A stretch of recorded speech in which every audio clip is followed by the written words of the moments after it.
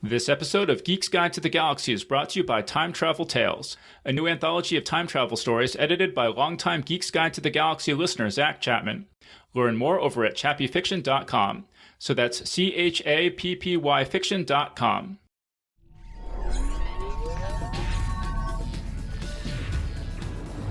Wired.com presents The Geek's Guide to the Galaxy.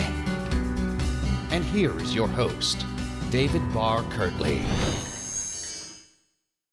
Hello, and welcome to episode 233 of Geek's Guide to the Galaxy. Our guest today is Connie Willis. She's the author of novels such as Doomsday Book, Passage, To Say Nothing of the Dog, and Blackout All Clear, as well as dozens of short stories, including Firewatch, Even the Queen, and The Winds of Marble Arch. She's won more major science fiction awards than any other author, and in 2011 she was named a Science Fiction Grand Master by the Science Fiction and Fantasy Writers of America. And we'll be speaking with her today about her new novel, Crosstalk. And today's show is brought to you by Time Travel Tales, a new anthology of time travel stories edited by Zach Chapman, who you may remember from our Listeners Strike Back panel back in episode 200.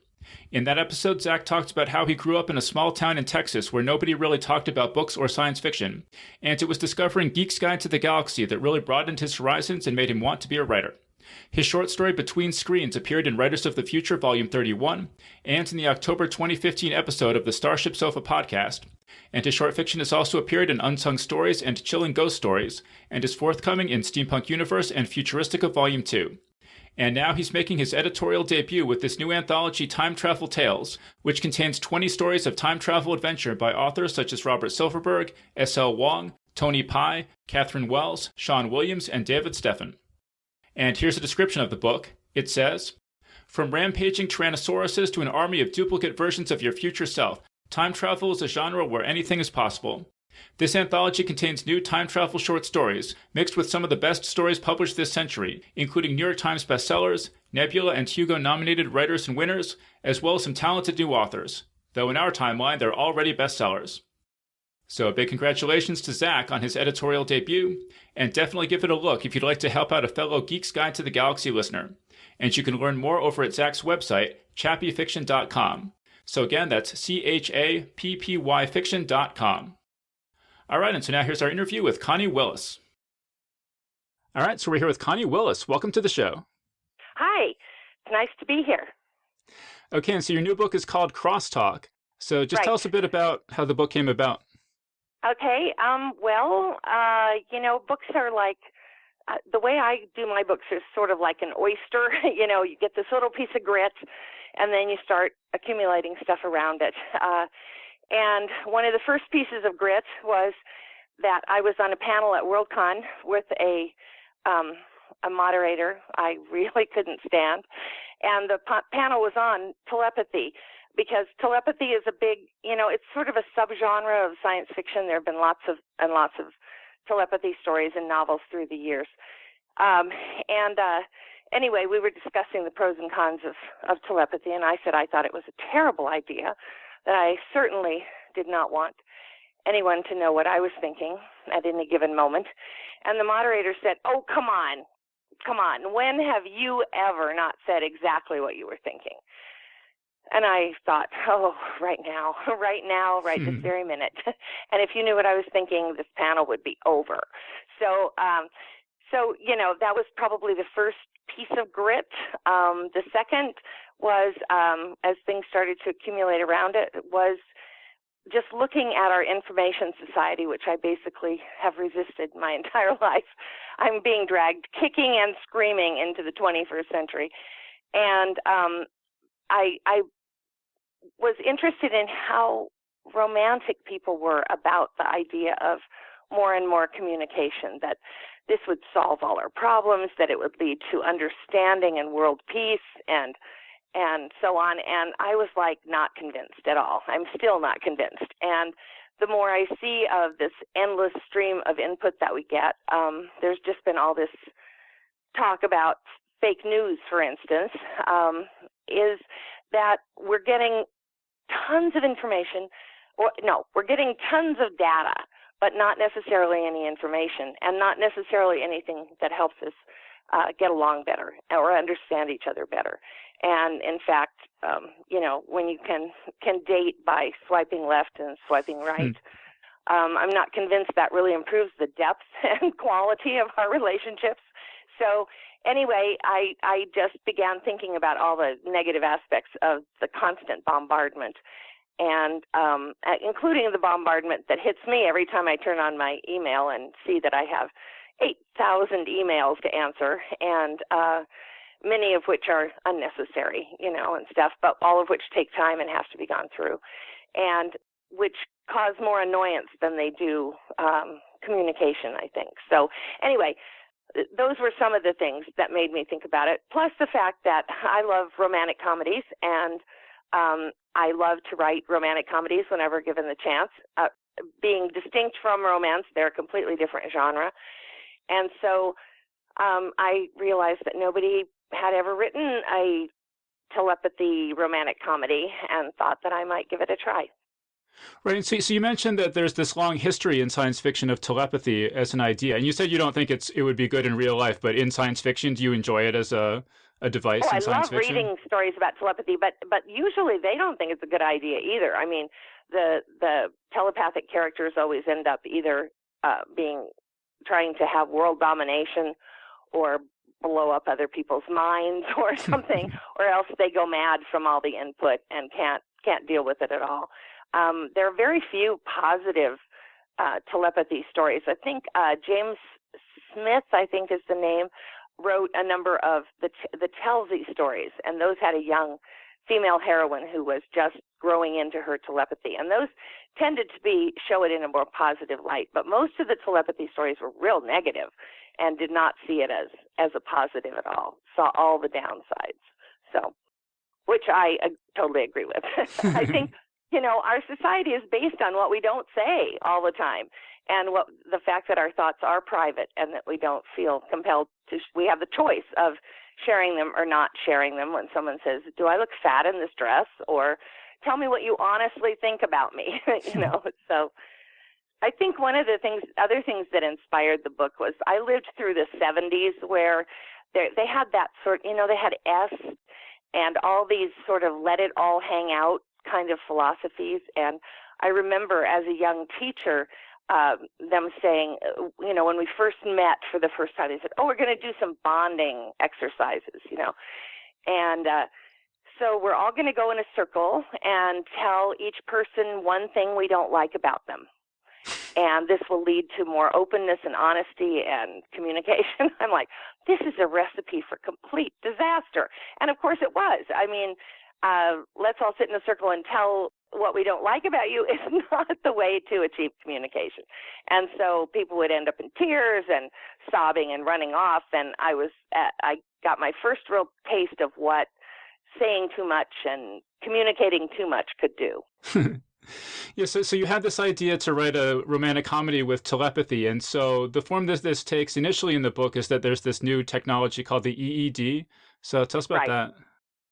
Right. Okay. So the EED is this latest trendy thing. Think plastic surgery, Botox, that sort of thing, and all the celebrities are having it done. And what it supposedly does is it creates empathy. It helps you empathize with your partner. It only works if you and your partner are both emotionally committed. So it sort of serves as a kind of physical prenup also, because it won't work and you won't be connected unless you both are emotionally committed. And but it's supposed to make you not telepathic, obviously, but just empathic. And you're going to pick up your partner's feelings. You're going to be more sensitive to what the vibes in the situation are. And so you're going to know that even though he says he's willing to go to the Chinese restaurant, he's not willing to go to the Chinese restaurant. And you're going to solve a lot of, you're going to have a more open relationship. It's a dumb idea and a ridiculous idea that people would agree to brain surgery just to get, closer to their partner, although people have been known to inject deadly toxins into their skin, just because other celebrities are doing it. So I really don't think there's any limit to how stupid people can be. Right. And so your main character is Brittany Flanagan, and she's planning to have this EED thing done with her boyfriend Trent, Right. and doesn't quite go according to plan. No, nothing in fiction ever goes according to plan. If it went according to plan, there would be no story, So she ends up not after she has the surgery, which is against the wishes of her very Irish, very interfering family, who are dead set against this, and against the stern warnings of the tech genius at the company who says this is a terrible, terrible idea. They're going to harvest your organs while you're in the hospital and unconscious. But she goes ahead and does it anyway, and then finds that she is not connected empathically to her boyfriend. In fact, she's not connected to him at all. She is connected telepathically to the genius geek guy, and neither of them are very happy about it. And so you obviously did a lot of research, or at least it certainly seems like you did, on telepathy to write this book, the history of telepathy. Yeah, well, such as it is, since it doesn't exist, So, yes, the history of, I guess you'd say, faux telepathy. I did do research into the Rhine experiments. I had already been familiar with them and did some more research into them. And oh my gosh, they were supposed to be scientific, but a less scientific endeavor you have never seen. They cooked the data and cherry-picked the data and did everything else they could with the data and still couldn't come up with anything very convincing. And one of the things also that intrigued me about telepathy from the beginning was that, or from, paranormal stuff in general, is that I'm from Colorado, and we had Bridie Murphy back in the 1950s, I think.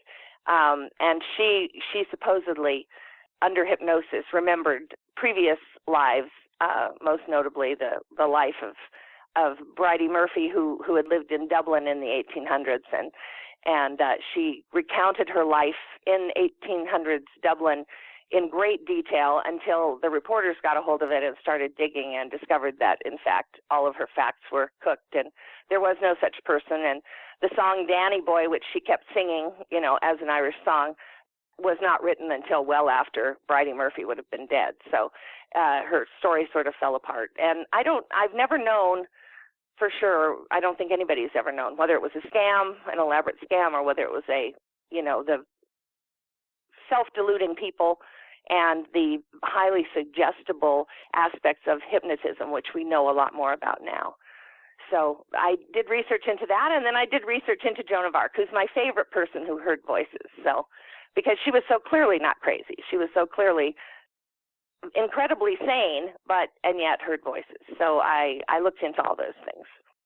So you also came up with sort of some more obscure people, at least to me, Saint Bridget and Saint Bega of Tarrant. How do you come across those sorts of people in history? You just look and look and look. The history of hearing voices among saints is pretty common, and I, of course, was specifically looking in this case, since my heroine is Irish, for Irish saints. And but the whole idea of hearing voices was not thought of in the same way as it is now. I mean, nowadays, if you hear voices, people immediately assume that you're schizophrenic, and probably rightly so. But back in the Middle Ages, that was not the case. It was considered that you had a direct line to God, and the attitude was very much different. And I have my explanation for that in the book, which is a theory that I'm not the only person who shares that theory, but it is it's just a theory. So, and I don't know what was going on with Joan of Arc, but I found no evidence at all of actual telepathy, and I don't, these elaborate experiments, the Rhine experiments, where at the most you could send an image on a card, like a star or a wave or something. That doesn't count. Telepathy is useless unless you can actually talk to each other and send complicated messages, And so I found no evidence of any of that. And in spite of some friends I have who are convinced that they have had telepathic connections with other people, but not me. I don't buy it. So. Well, like in the book, it references this story where a girl in Nebraska supposedly heard a drowning sailor in the North Atlantic, and they Right, met, and there were all sorts of right. details that matched up. What do you make of those sorts of accounts? I made that story up, obviously, that specific story up, but there are lots of stories like that. And who knows? There were dozens and dozens of people who claimed they heard crying, sobbing, help me voices when the Titanic went down. But none of them, as it turned out, ever said anything about it until after the Titanic had hit the front pages. So they're undocumentable. And people have strange experiments. The brain does very strange things. I don't know. But I found, like I say, I found no convincing evidence for. And are there unexplained instances? Yeah, maybe. Just like there are with near-death experiences, which I explored in another book, Passage, and came to pretty much the same conclusion that this is the brain doing all this, not other influences. So. Yeah, yeah. Well, you mentioned that the protagonist is Irish, and you sort of suggest that there's this connection between being Irish and paranormal Right. abilities. Was that just Right. completely whimsical, or was there? No, I mean there's a long history of the Irish claiming they're psychic and having second sight and so on. That goes all the way back. And so I played on that. And I'm part Irish, but I don't I don't know, it is a part of the tradition of the Irish people. And if anybody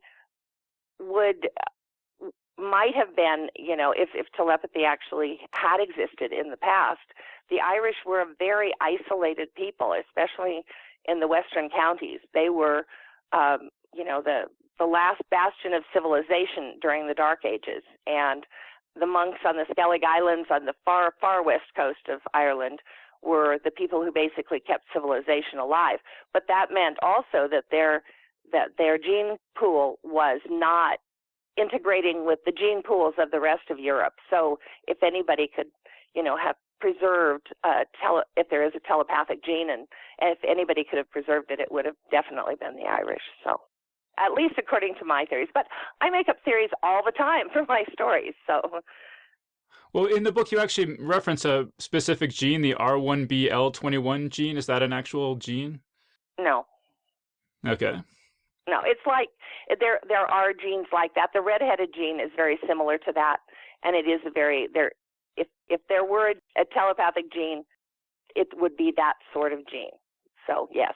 So are you really disillusioned? Were you thinking I was onto something? No. I mean, I'm a total hardcore skeptic, so I don't accept telepathy at all. I just thought I was just curious. How far my research went. Well, you want to make it look as plausible as possible.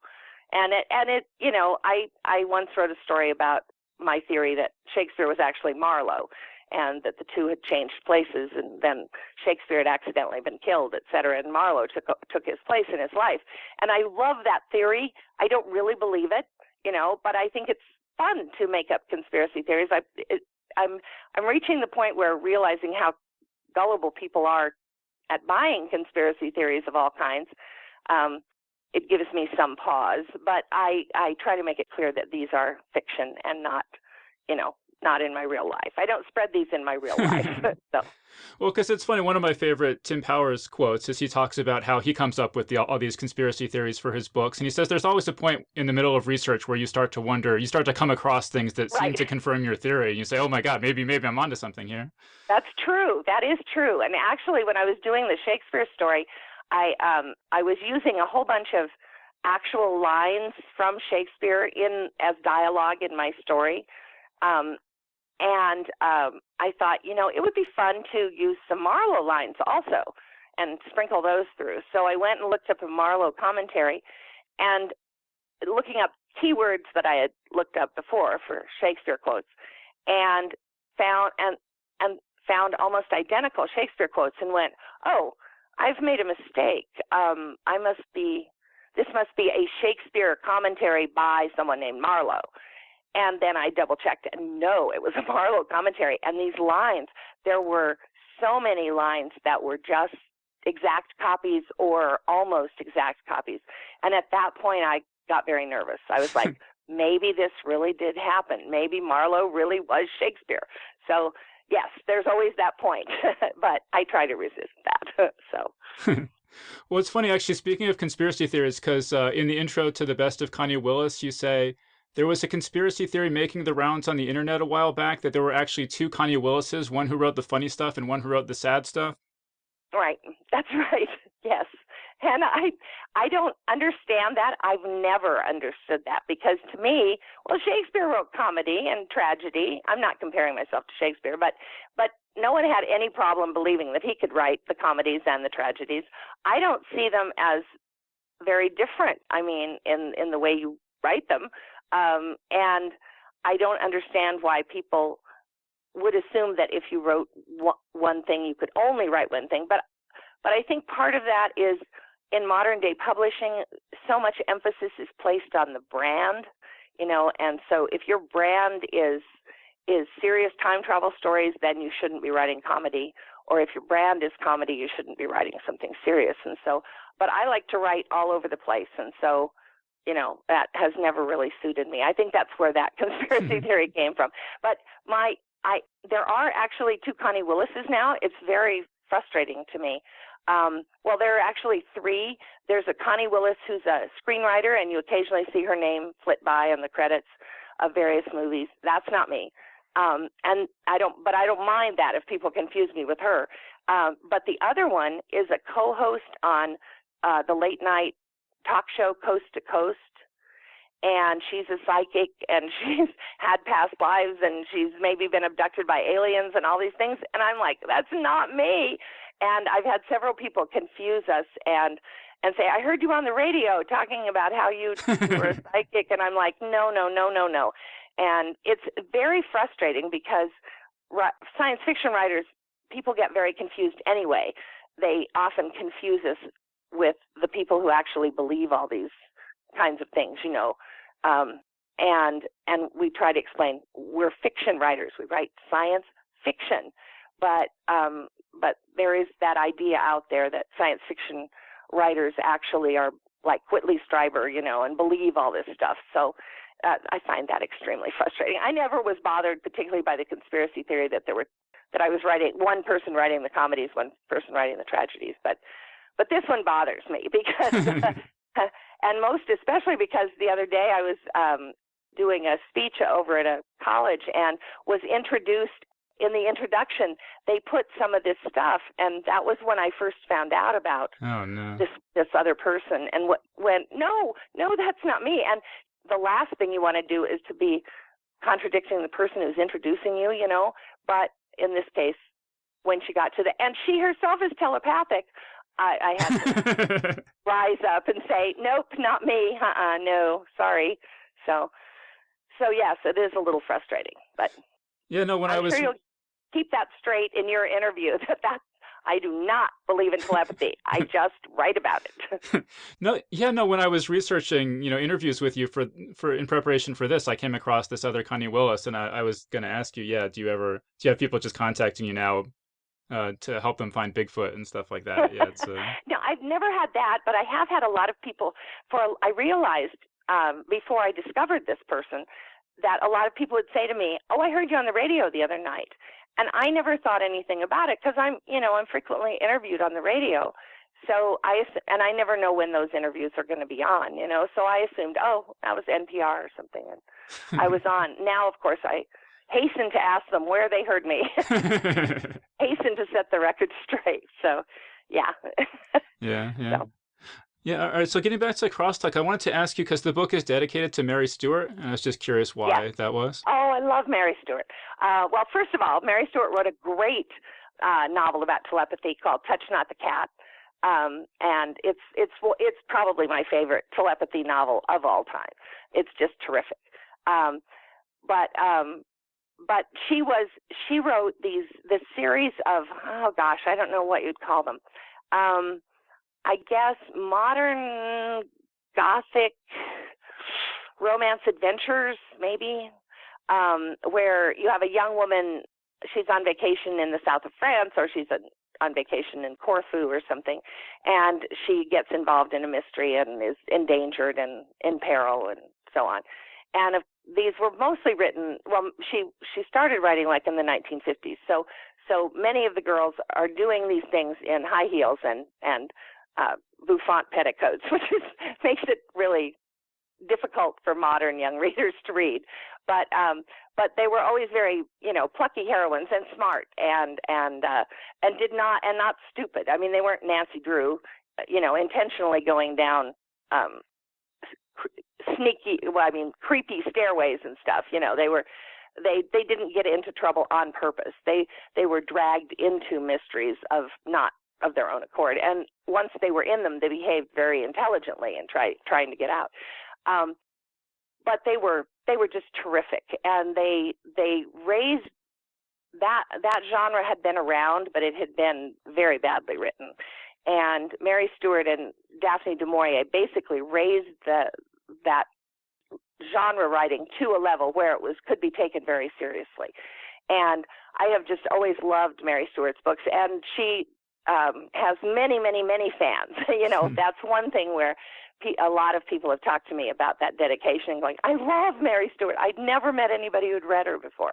So she was just a terrific writer, and her writing was beautiful, and her plots were marvelously constructed. And I always really admire that, especially plotting, because no one knows how to plot. So I'm always very impressed when I see somebody whose plots just run like clockwork.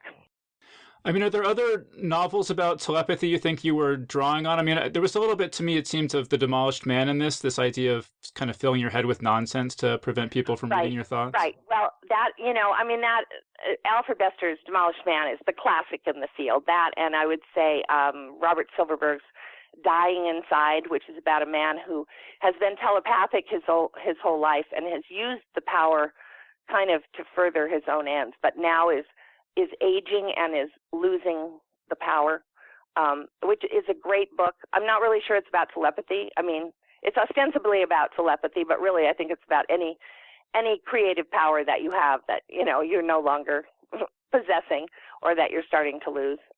Anyway, terrific book. And the Alfred Bester idea of getting too much input and going mad from the input is, that's been around in the telepathy stories since the very beginning. And it's always a problem because, when you fantasize about telepathy, you always assume that you would be able to listen to, whoever you wanted to, whenever you wanted to, but that you would be somehow in control. And I think the truth would be that you would be the victim of, you couldn't go to Starbucks anymore. You couldn't go to the theater. You couldn't go anywhere where there were large crowds of people. And even if you were safely at home, I don't know, you might have to listen to your dog's thoughts, which is not a good idea. Or we might find that they're not nearly as devoted to us as we thought they were, or to our cat's thoughts. And we might find out that our cats actually slavishly adore us, but are just too reserved to say anything. Who knows? So, but I think, we would always be around. I'm not sure, we would ever be able to control what we had. So I think that's an essential part of talking about telepathy. Right. Well, like there's a scene in the book where a character is subjected to the uncensored thoughts, the horrible uncensored thoughts of all the people around her. And I was wondering if reading internet message boards had helped you. Oh, no kidding. No kidding. It's a cesspool out there. She says, the hero says that repeatedly about people's thoughts. And certainly, if you want to think well of your fellow man, the internet message boards are not a good place to go. I'm always just amazed how quickly things deteriorate from civil conversation to, Hitler, and then and then screaming and horrible misspellings of swear words. I think the misspellings of swear words are intentional so you can get them past the censors or the algorithms. But the other misspellings and the grammatical errors are enough to drive you crazy. So, yeah, people. I don't know what it is when people are not accountable, when they think they're anonymous or they think they're alone or something. It's not pretty out there. So. Yeah, well, I mean, one other technology you propose in the book is the sanctuary phone, which has all these tricks to help you avoid talking to people you don't want to talk to. Talking to people, yes. Is that something that you would like to have yourself? I would love to have that, yes. Yeah, I think we're at the mercy all the time, of now. we actually want some kinds of communication. I mean, we want important messages. If someone who's broken a leg, we want them to be able to get in touch with us. And I'm not, against the information age. When our daughter lived in England before cell phones, and it was awful because she didn't have a phone at her apartment, and we had to call every Sunday at a certain time, and she would be standing in a payphone ready to take the call, and that was the only communication we could have. Now, we had one other number that we could call in if someone died, but basically I kept thinking, oh my God, some terrible thing could happen to her on a Monday, and I would not have any way to know until the following Sunday. So obviously, the information age has been great for that. Facebook and Skyping and just the cell phone has just been wonderful. But at the same time, when I was on vacation at Thanksgiving, there were several things, business things about that I was involved in that would never have come up before, because they would have said, oh, we can't reach her. It's Thanksgiving. She's away from home. So it'll have to wait till Monday. And all the business in the world would have shut down from Thursday to Monday. And I think that was a better world, So last year, our daughter was trying to buy a condo, and we were standing in Kinko's in Santa Fe at 6 p.m. the night before Thanksgiving, faxing papers to her realtor because there are no days off. There are no holidays. There is no time when you are not accessible to the rest of the world. And so those aspects, I think, are not good. I think part of our problem right now is that we're living in a transition world. We're not living in a society. We're living in a transition to whatever the society is going to be. And we're dealing with these endless changes. And the minute we adapt to the cell phone, along comes the smartphone. And the minute the smartphone comes along, we know that something else will follow it, which will be very different from that. We'll have to adapt to that, and the driverless car and everything else. And so we can't really formulate any new societal norms until the society stops changing so radically and so quickly, because we're still in transition. And I think that's part of where all the frustration comes from, because I remember when the cell phone first arrived, there were all sorts of breaches of propriety and everything. And then people kind of worked that out. They kind of got that all settled. But then, of course, the next big thing came along, and then they needed to work it out again, and then again, and again, and again. And I think that's partly why we behave so badly. I mean, obviously, eventually we'll work all this out. It's just hard living through it. Well, it's funny because, speaking of your daughter, because recently my mom asked if I could turn on this thing called Find My Friend on my phone, so that if she was ever wondering where I was, she could just look at her phone and see where I was. Oh my gosh. Terrible idea. Well, and the thing is, like, Dave's mother wants that. But the thing is, 15 or 20 years ago, I would have thought that was so weird. And these days I'm kind of like, why not? Like Google knows everything I do, and the government knows everything I do. At least my mom can know everything I do too. Sure. Well, sure. And I think, obviously, while my daughter was in England, that was during the IRA bombings, and I would have loved to have that feature on a cell phone, so that not so I could track her every move and demand to know what she was doing out so late or whatever, but just simply so I would know that she wasn't at the site of the bombing. That would have given me tremendous relief, and I'm sure that's what your mother is thinking. So, it's a very different kind of, we have different ideas about privacy and different ideas about things. One of the reasons I have Maeve in the book is because, I think kids, the parents, these helicopter parents, the new information age has given them so much more control over their kids. And kids need, I think, a certain amount of space and freedom and privacy and respect. And I see these parents who they literally do want to track every second of their child's life. And the kids really are fine if they just leave them alone, but because I always think kids are way smarter than adults think they are. But yeah, the whole I understand, the parents don't want their kids kidnapped by some horrible stranger, but on the other hand, they're not allowing their children to breathe either. So that's a problem.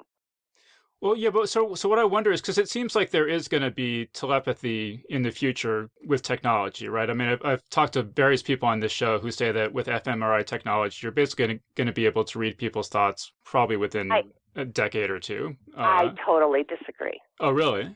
Oh, yeah. The fMRI is nothing. I mean, the most they've gotten, okay, so you use an fMRI and you say, think about something, and I think about something, and you see a picture of a bird, okay? It's a very blurry image of a bird. Okay, so maybe the bird will get clearer, and maybe you'll get it highly refined, but what are you thinking? What exactly are you thinking about it? Are you thinking, oh, there goes a bird, I just saw a bird, or I'm looking at the TV, an image of a bird, or I'm thinking about a bird that I saw yesterday, or I'm thinking about the Philadelphia Eagles, or I'm thinking about a car named after a bird, or I'm thinking I hate birds just because I'm a totally paranoid person, and the birds, they're after me. Or I'm thinking about Hitchcock's The Birds. I mean, how do you translate an image into the sophistication of what we really think? Because we don't think in images. We think in words, and that's why we have language, is because our thoughts need to be way more complicated than just, ooh, bird. We need the language so that we can say and think all these different kinds of things about birds, attitudes about birds, memories of birds, hopes for birds, wishes and dreams and paranoid fantasies about birds. And I don't see how that we have any technology anywhere close that can decipher that. I interviewed an author named Kara Platoni, and she wrote a book called We Have the Technology, and she spoke to some researchers who thought that this was going to happen, that they were going to be able to read out your inner monologue using fMRIs. Really? Okay, well, but there are people who think that we're going to be immortal in 10 years, too, that the singularity is going to happen in 10 years. And I never find any of those convincing. When the computer first came along, I was told, oh my God, the computer's going to revolutionize the novel. You're going to have these incredible novels with amazing interlocking plots and clever, just unimaginable, techniques will be used. It's going to revolutionize the novel.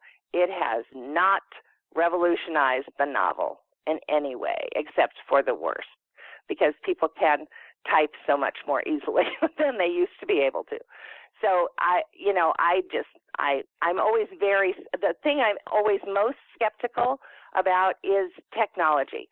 Not that the technology won't do amazing things, but that there are always going to be side effects and unintended consequences to every single technology, and that the rosy hopes and dreams that everybody has for it are pretty much assured either not to come true or to come true with a really heavy price that nobody thought of. Say the automobile, for instance, which was a great idea and did revolutionize the world and certainly made tons of things possible, and the side effects did not become apparent for years and years and years, and now it's killing the planet.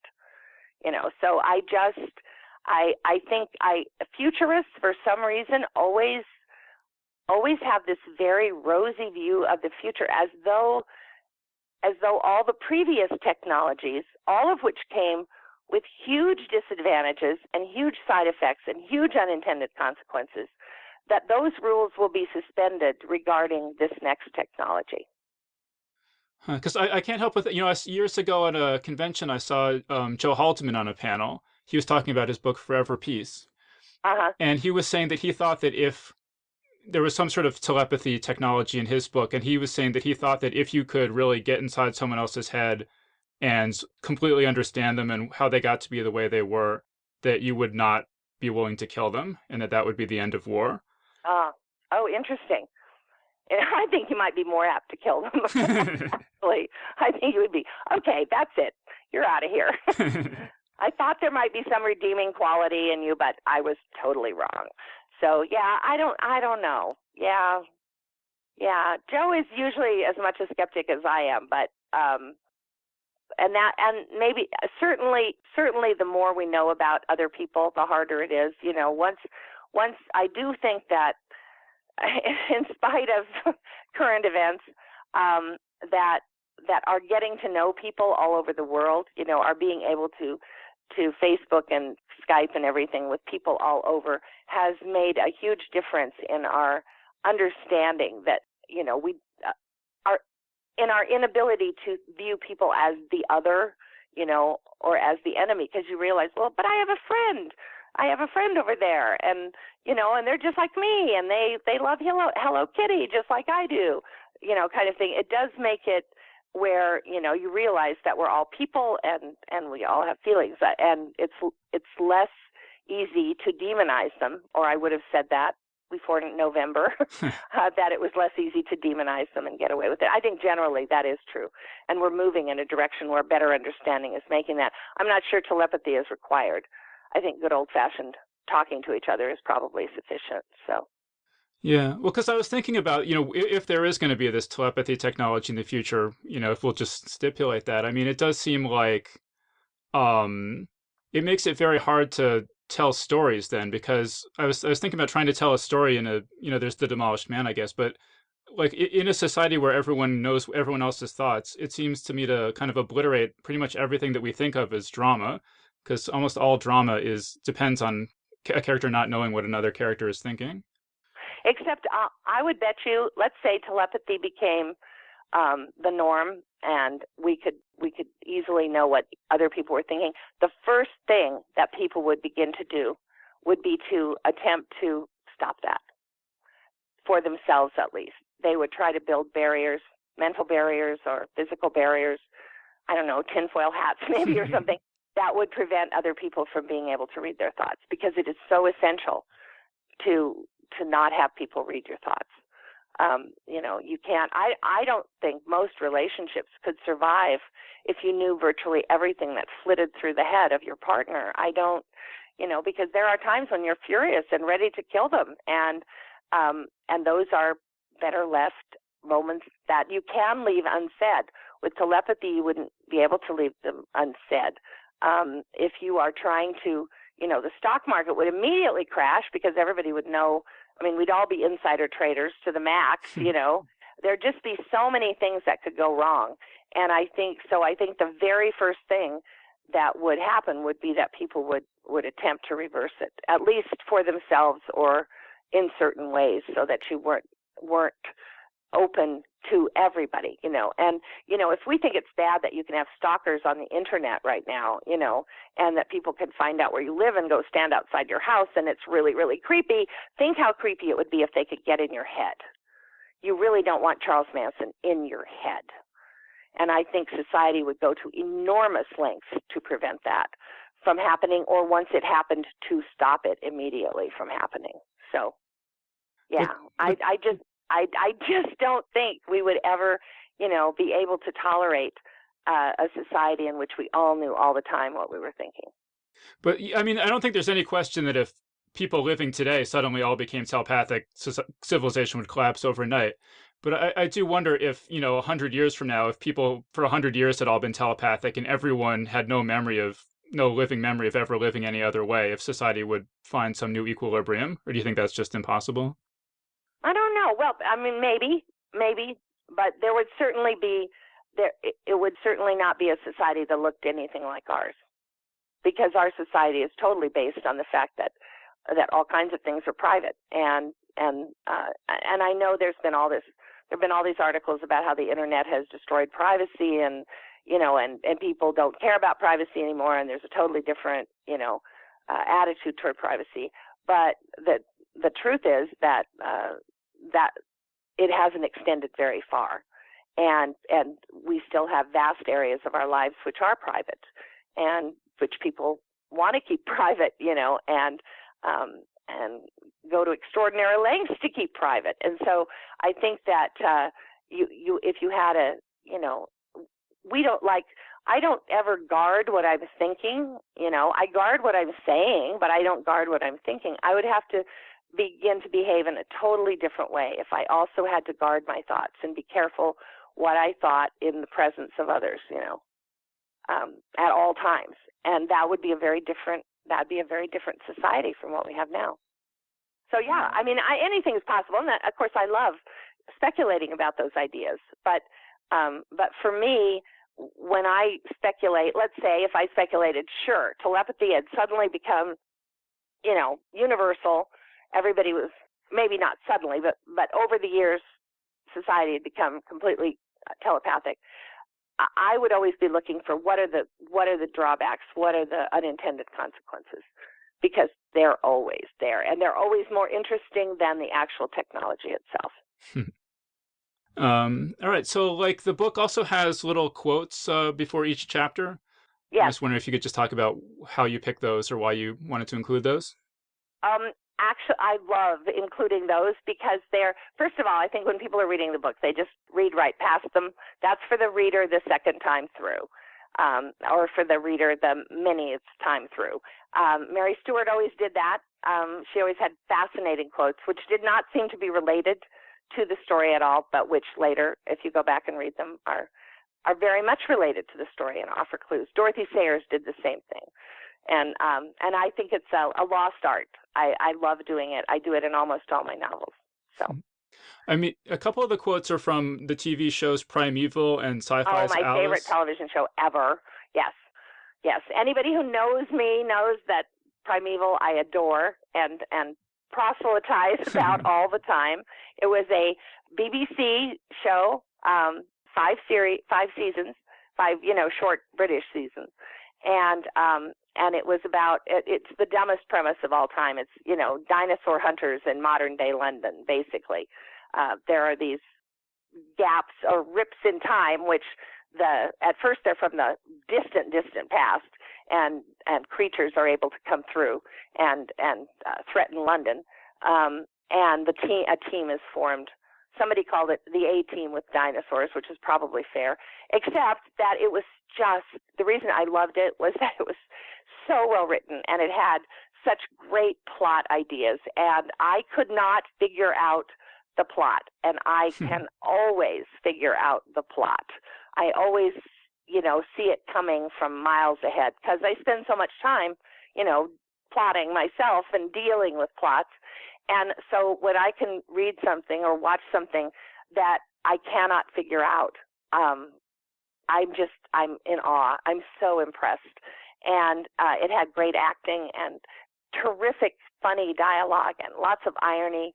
They knew how to do romantic comedy plots, which nobody knows how to do. And it was just a great show all around. And it had an actual ending so that you watched the 5 seasons and you got a satisfying ending for all the characters, which I found the most impressive thing of all. Because TV so frequently, just dies. and then you're left wishing you hadn't watched it at all because there wasn't a decent ending. So, or they screw up the ending, like in Lost. And so you want a good ending, and this had a good ending. So yes. So I push Primeval whenever I can. Yeah, so I haven't seen that one, or Sci-Fi's Alice. Do you recommend that one as well? Oh yes, very much so. Nick Welling has done several literature-related things. He did one called, I think it was called just Neverland, and it was about Peter Pan before he became Peter Pan, and Captain Hook before Captain Hook became Captain Hook. And then, and his first one and the most famous was called Tin Man, about it's an interesting kind of reworking of Wizard of Oz. And so Sci-Fi's Alice was a miniseries where a modern day Alice returns to Wonderland, and it is much more a dystopian, what Wonderland would have become under the reign of the Red Queen, and very much a dystopian science fiction landscape, and very clever ways of working in all of the things from Alice in Wonderland and Through the Looking Glass, but in a totally new context. I just absolutely loved it. So, and I hate the new Alice in Wonderland, the Johnny Depp and the Alice in Wonderland, which I think tried to steal from Sci-Fi's Alice, but Sci-Fi's Alice with a very low budget and very pathetic special effects just really outdid it, I thought. Yeah. No, I didn't like the Johnny Depp one either. Yeah. But actually, speaking of dystopianism, you mentioned that you were more sanguine about humanity prior to this most recent election. And I saw I am never sanguine about humanity, ever. So we always stand on the edge of the abyss, always. And it's always a miracle that we don't pitch forward into it. Let's say I just thought we got way closer to the edge here with this last election. Yeah. Yeah, you said on your blog that America handed the One Ring to Sauron and now all hell is about to break loose. Yep. And I have not changed that opinion since in the 2 weeks or 3 weeks since I wrote that, particularly since watching what's going on with Taiwan and watching the sort of random, tweets and the sort of the fact that he said the other day at this rally that he said, I had no memory at all of ever saying that I would rescue Carrier and keep them from leaving the United States, which I found absolutely terrifying. And I think, it's a bull in a china shop. And the reason we have that metaphor is because valuable, fragile, wonderful things will get broken and cannot be put back together again. And I'm very, very frightened. Yep.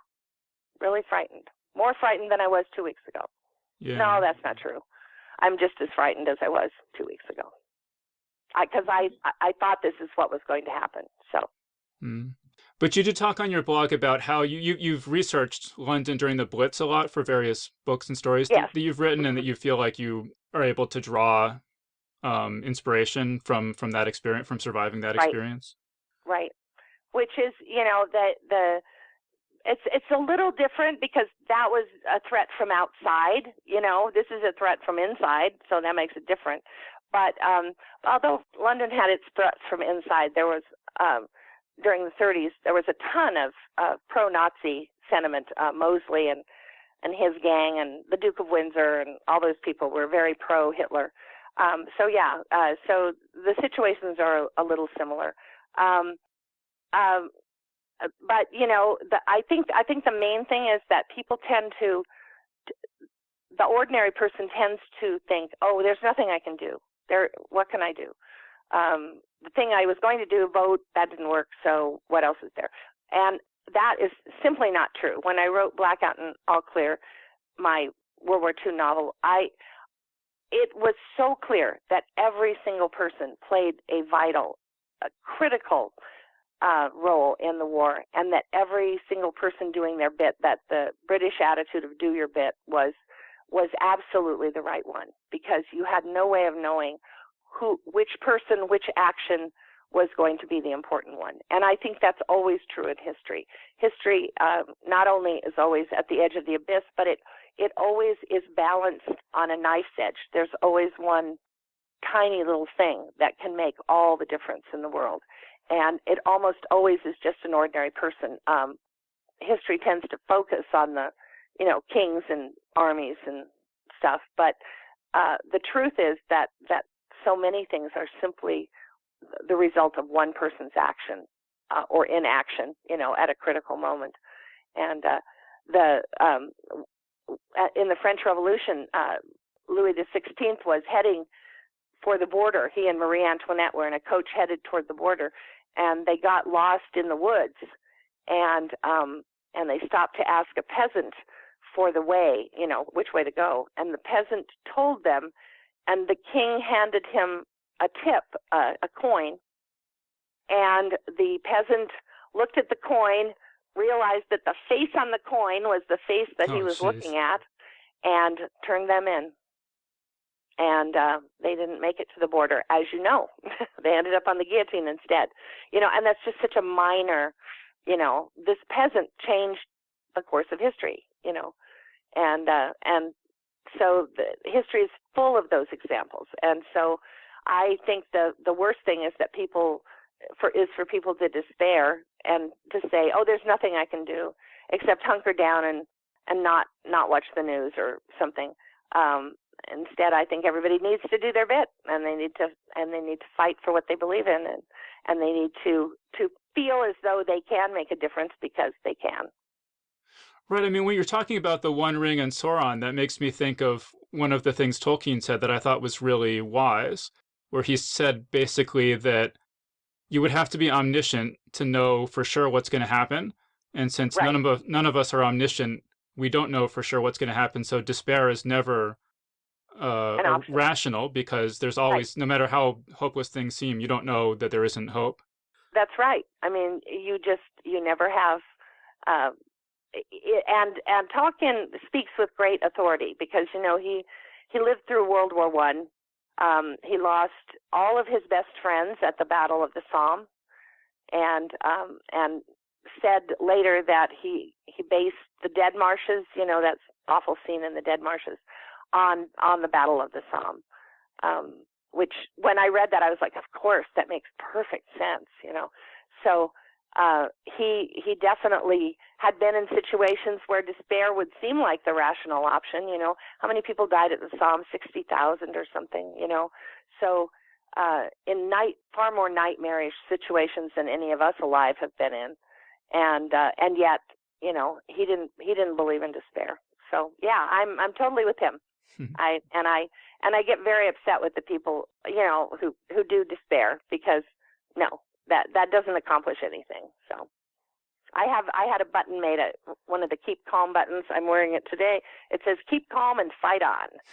And I've been passing them out to all my friends. So yeah. Well, and speaking of not giving into despair, on a slightly lighter note, I was wondering if you could tell your story about how you got 8 stories rejected in one day and thought about giving up writing. Oh, okay, that's not really a light story, but well, it is in retrospect, but not at the time. Not at the time. Yeah, when I was first starting writing, the first 8 or so years, I wrote completely in isolation. I didn't know any writers. I didn't know the science fiction community existed. I didn't know anybody, and so I would write my stories, and I would send them out, and they would get rejected. And we lived in a little mountain town which didn't have mail delivery, so you had to have a post office box. And so when I would buy my stamps and my manila envelopes and things, I would always buy well in advance. And I would, buy not only the envelope and the stamps to send it out, and the self-addressed stamped envelope, but also for the next time I was going to send it out.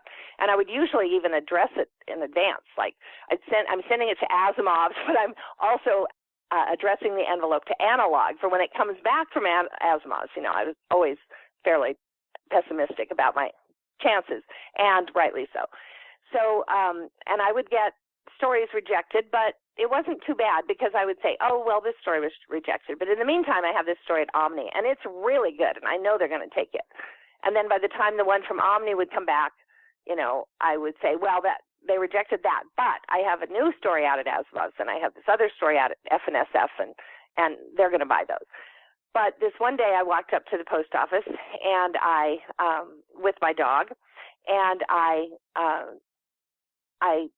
there was a pink slip in my mailbox, and I assumed that it was a present, that my grandmother had sent me or something. And so I went up to the desk to get it, and it wasn't a present. It was all of the manuscripts I had out, every single one. There was nothing that I could say, oh, but this is still out, and they're going to buy it. And these were all stories that had been rejected multiple times.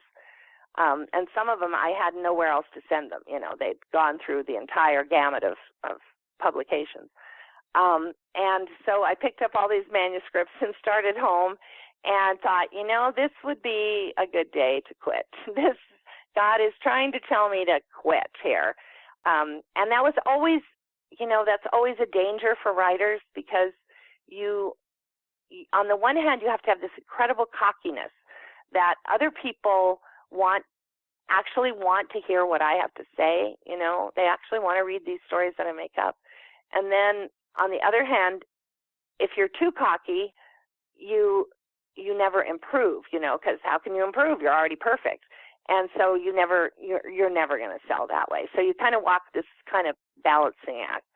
And so I walked home and seriously did think about quitting, getting my teaching certificate renewed, and going back to work and just giving up on this. And then, but I had all these self-addressed stamped envelopes already ready to send out. So I thought, well, I'll just send it out one more time. And I didn't really feel anything but despair at that point. I mean, I didn't really honestly think any of them would sell. But I sent them all out again in their new envelopes, and one of those did sell. And then that kept me going until I was able to sell some more and stuff. So, and I think eventually all those stories did sell. I'm not sure, but I think almost all of them did. So, which was good. And the best part was walking home from the post office with my dog was when I got the idea for a letter from the Clearys, which was the story that was kind of one of my breakthrough stories. So it all worked out great, and now it makes a great anecdote to tell, but at the time it was pretty awful. And I really did almost quit. And I always tell that story because you know, I think that writers, they do reach moments of despair when they really could quit, and they should know that other people have had that same moment, that that's not abnormal, and that it doesn't mean that you should quit, you know. So on the other hand, there's a motto, some famous writer said, all famous writers are people who were too stupid to know when they should have quit. And so I may fall into that category also. I just was too dumb and too unwilling to waste those stamps to know that I should have quit that day. All right, so Connie, so we're all out of time. So just finally, do you want to just say what you're working on now, or is there anything else you want to mention? Yeah, I'm working on a new story about a mysterious bookshop. I love mysterious bookshop stories, and I'm almost done with this one. And then I'm also working on a new novel about UFOs and Roswell and alien abductions, and it will be a road pictures. I think it will be kind of a road picture book. So where will that story? Where can people find that story? The bookshop story will be in Asimov. Yes. All right, great. So yes, everyone keep an eye out for those. Okay, thank you so much, and thank you for having me today. Oh yeah, thanks so much. We've been speaking with Connie Willis, and this new book again is called Crosstalk. So Connie, thank you so much for joining us. Thank you. And that was our interview. So big thanks again to Connie Willis for joining us on the show. Big thanks as well to Andre Kohut, who just signed up this week to support us on Patreon. Geek's Guide to the Galaxy is made possible thanks to support from listeners like you. So if you enjoy the show and want it to continue, please sign up to give us $1 or $2 per episode over at patreon.com/geeks. And if you'd rather make a one-time or fixed monthly contribution, you can do that via PayPal over at geeksguideshow.com/crowdfunding. And so I want to give a special thank you to David Taylor, PayPal patron number 75, who writes, "Hi David, thanks for the Sean Otto interview. We just donated again via PayPal, and here are a few thoughts on a superb episode. Thank you David and Geek's Guide for arguably the best and undeniably the year's most important episode. Sean Otto, already this hippie's personal hero for his film adaptation of The Beautiful House of Sand and Fog, offers a trenchant and damning critique of the powerful who deny science and gut democracy. If just for this episode, David and Geek's Guide now rival Democracy Now!'s Amy Goodman and Rolling Stone's Matt Taibbi for honest, reasoned, and inspiring coverage of the devastating implications of America's idiocracy. Listeners, if you needed a final justification to financially support Geek's Guide, this is it. All the best, David Taylor." So special thanks again to David Taylor for that really nice letter and for continuing to support us via PayPal. And again, if anyone else out there wants to sign up, you can do that over at geeksguideshow.com/crowdfunding. So big thanks again to everyone who's contributed. We really appreciate it. I'd also like to thank listener Zach Chapman for sponsoring today's show. Remember to check out his anthology Time Travel Tales over at chappyfiction.com. All right, so that was our show. So thanks everyone for listening, and we'll see you next time. The Geek's Guide to the Galaxy is a production of Wired.com. For more information about the show, visit geeksguideshow.com. To learn more about your host, visit davidbarrkirtley.com. Music and voiceover produced by yours truly, Jack Kincaid. If you enjoyed this program, tell your friends. If you didn't enjoy it, tell no one. Thank you for listening.